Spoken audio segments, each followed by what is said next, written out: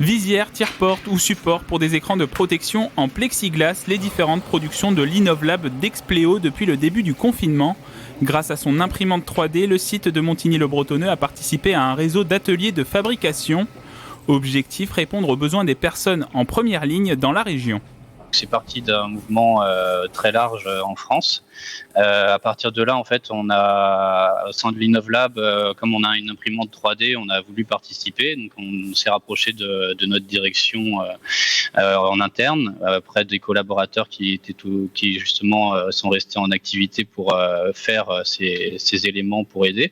Autre projet, l'utilisation de l'intelligence artificielle pour étudier des mutations du Covid-19 dans plusieurs pays à partir de données publiques.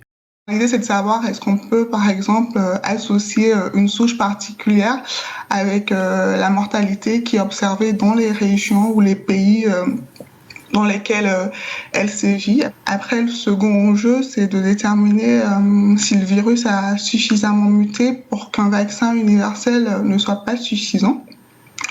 Donc pour le moment, c'est pas le cas, donc c'est plutôt rassurant. Répondre à cette crise sanitaire, synonyme d'innovation. Des innovations au niveau technologique, mais aussi dans la manière d'innover. Une activité entre les collaborateurs du groupe ouverte vers d'autres partenaires extérieurs.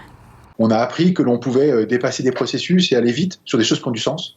On a appris que individuellement, les collaborateurs avaient plein de ressources, plein d'idées, plein de propositions, et qu'on n'était pas les seuls tenants du savoir, et que c'est en échangeant, en étant beaucoup plus ouverts, que finalement les bonnes idées arrivent.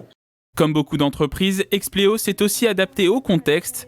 La majorité des salariés ont poursuivi leur activité en télétravail.